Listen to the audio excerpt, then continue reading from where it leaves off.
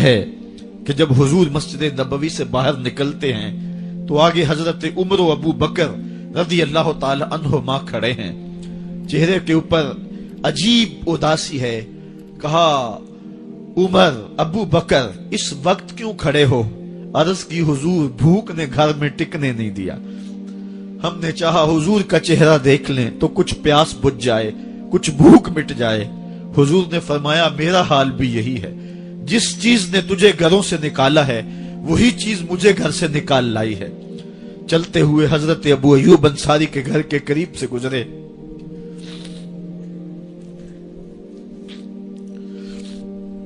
حضور کی خوشبو پا کے وہ باہر آ گئے۔ عرض کی بندہ نواز آج میرے مہمان نہیں بنتے؟ حضور نے کہا تمہاری مرضی۔ گھر لے گئے، چٹائی بچھائی، حضور کو بٹھایا، گھر والوں کو بکری کا بچہ ذبح کر کے دیا، کہا جلدی جلدی کھانا تیار کرو، میرے آقا کو بھوک لگی ہوگی۔ یہ کہہ کے واپس آئے، حضور کے پاس بیٹھے، نظر چہرے پہ پڑی تو گھبرا گئے۔ نکاحت کے آثار اتنے واضح تھے کہ سمجھ آ رہی تھی کتنے دنوں سے حضور نے کچھ نہیں کھایا۔ اٹھ کے باغ میں چلے گئے، کھجوروں کا خوشہ توڑا، حضور کے سامنے رکھا، کہا بندہ نواز جب تک کھانا تیار نہیں ہوتا یہ کھجوریں تناول فرمائیں۔ تھوڑی دیر کے بعد کھانا دسترخوان پہ لگ گیا، حضور سے عرض کی گئی حضور آئے کھانا تناول کر لیں۔ حضور نے دسترخوان پر تشریف فرما ہو کر کے حضور نے کپڑا اٹھایا تو حضور نے جب دیکھا کہ کھانا ہے تو حضور نے ایک روٹی لی اور چند بوٹیاں اٹھائیں اور ایک خادم کو بلا کر کے کہا جاؤ ہمارے گھر دے آؤ، میری بیٹی فاطمہ کتنے دنوں سے بھوکی۔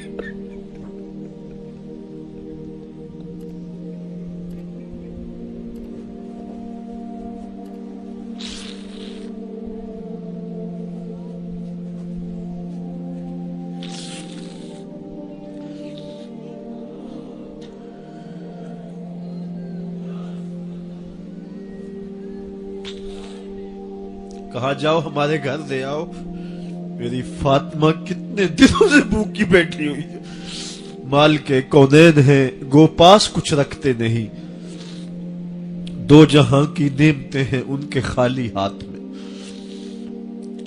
آپ کو پتا ہوگا کہ جب میرے رسول کا انتقال ہوا ہے، حضور کا وصال ہوا ہے، تو حضور کی ایک زرہ ایک یہودی کے گھر میں گروی رکھی ہوئی تھی، حضور نے زرہ رکھ کر کے اس سے قرض لیا ہوا تھا۔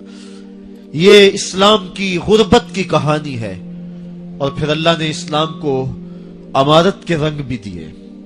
آؤ تمہیں کہانی سناؤں، حضرت عدی بن حاتم روایت کرتے ہیں، صحیح بخاری میں روایت ہے۔ یہ حاتم تائی کے بیٹے ہیں، کہتے ہیں میں حضور کی خدمت میں حاضر ہوا، ایک شخص آیا کہنے لگا حضور غربت نے میرا برا حال کر دیا ہے، اور اس نے شکایت کی غربت کی، پسماندگی کی اور اپنی معاشی بدحالی کی۔ پھر ایک شخص آیا کہنے لگا حضور میرے پاس دولت تو ہے لیکن میں نے جس منزل پہ جانا ہے راستہ پر خطر ہے، تو میرے لیے کیا حکم ہے کہ میں کیسے راستہ طے کروں؟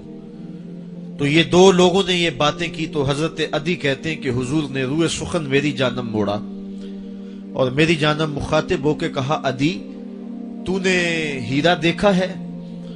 عدی کہتے ہیں میں نے عرض کی حضور دیکھا نہیں، سنا ہے، ہیرا یہ شہر ہے عراق کا۔ تو حضور نے فرمایا عدی تو نے ہیرا دیکھا ہے؟ میں نے کہا نہیں حضور دیکھا نہیں، اس کا تذکرہ سنا ہے۔ فرمایا عدی اگر اللہ تجھے زندگی کی مہلت دے تو ہیرا سے ایک خاتون چلے گی، تو اپنی آنکھوں سے دیکھے گا اور مکے تک پہنچے گی اور اللہ کے گھر کعبہ کا طواف کرے گی، اور اس کو ہیرا سے لے کر کے مکے تک اللہ کے علاوہ کسی کا ڈر نہیں ہوگا۔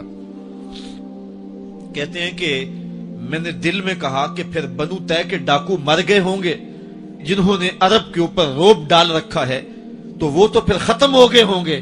کہتے ہیں میں بھی سوچ ہی رہا تھا کہ حضور نے مزید میری حیرت میں اضافہ کرتے ہوئے کہا عدی اگر تجھے اللہ نے زندگی کی مہلت دی تو تو دیکھے گا کہ کسرا کے خزانے تیری جھولی میں ہوں گے۔ تو اس دور کی سپر طاقت تھی۔ میں نے کہا حضور کسرا بن ہرمز حضور نے فرمایا ہاں کسرا بن ہرمز. کہتے ہیں کہ حضور نے پھر فرمایا دی اگر تو زندگی پائی تو تو وہ دن بھی دیکھے گا کہ ایک شخص زکوٰۃ کی رقم لے کر کے، زکوٰۃ کی چاندی لے کر کے، زکوٰۃ کا سونا لے کر کے نکلے گا اور اس کو کوئی زکوٰۃ کا مستحق ہی نہیں ملے گا. حضرت عدی بن حاتم کہتے ہیں کہ پھر میں نے وہ منظر اپنی آنکھوں سے دیکھا کہ ہیرا سے ایک خاتون چلی اور مکے تک پہنچی اور امن ایسا تھا کہ اس کو اللہ کے علاوہ کسی کا ڈر نہیں تھا. پھر وہ لمحے بھی میں نے دیکھے کہ کسرا بن ہرمز کے خزانے مسجد نبوی کے باہر پڑے ہوئے ہیں. تو کہتے ہیں تیسری چیز میں دیکھ نہ سکا اور میں نے لوگوں کو کہا کہ یہ میں تو نہیں دیکھ سکا، میری شاید زندگی وفا نہ کرے، اور اگر تمہاری زندگی وفا کرے تو تم دیکھنا میرے آقا نے جو فرمایا تھا 2 باتیں تو پوری ہو گئی ہیں اور تیسری بات تم دیکھ لو گے. حضرت یحییٰ بن سعید فرماتے ہیں کہ حضرت عمر بن عبدالعزیز کا زمانہ تھا اور انہوں نے مجھے افریقہ کی جانب زکوٰۃ وصول کرنے کے لیے بھیجا. میں وہاں سے زکوٰۃ وصول کی اور پھر میں زکوٰۃ لینے والے مستحقین کو ڈھونڈنے لگا. تو کہتے ہیں مجھے کوئی مستحق نہ ملا. پھر میں غلام پکڑتا اور اس کے پیسے دے کے اس کو آزاد کرواتا چلا جاتا. حضرت عمر بن عبدالعزیز کا زمانہ ہے کہ گورنر ہے عراق کا. وہ حضرت عمر بن عبدالعزیز کو لکھتا ہے کہ اتنی رقم ہے، اس کا کیا کرنا ہے؟ تو عمر بن عبدالعزیز کہتے ہیں رقم لے کے یہاں نہ آنا، وہاں عراق کے لوگوں میں بانٹ دو، جو زکوٰۃ کے مستحق ہیں ان کو تقسیم کر دو. تو گورنر لکھتا ہے جو مستحق ہے ان کو دے دی، اب کوئی مستحق نہیں رہا تو میں کیا کروں؟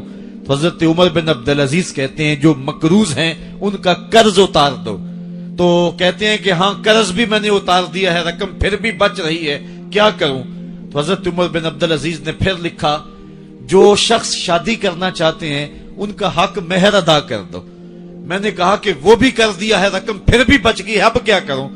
تو حضرت عمر بن عبدالعزیز نے مجھے لکھا کہ جو غیر مسلم ہیں جنہوں نے ٹیکس دیا ہوا ہے، جتنا ٹیکس دیا ہے اس سے دگنے پیسے ان کو قرضے میں دے دو اور ان کو کہو جاؤ اس کا کاروبار کرو، کھیتی باڑی کرو، اور ساتھ انہیں یہ بھی کہہ دینا قرض کی فکر نہ کرنا اور زیادہ اس میں پریشان نہ ہونا، جب دے سکو گے دے دینا.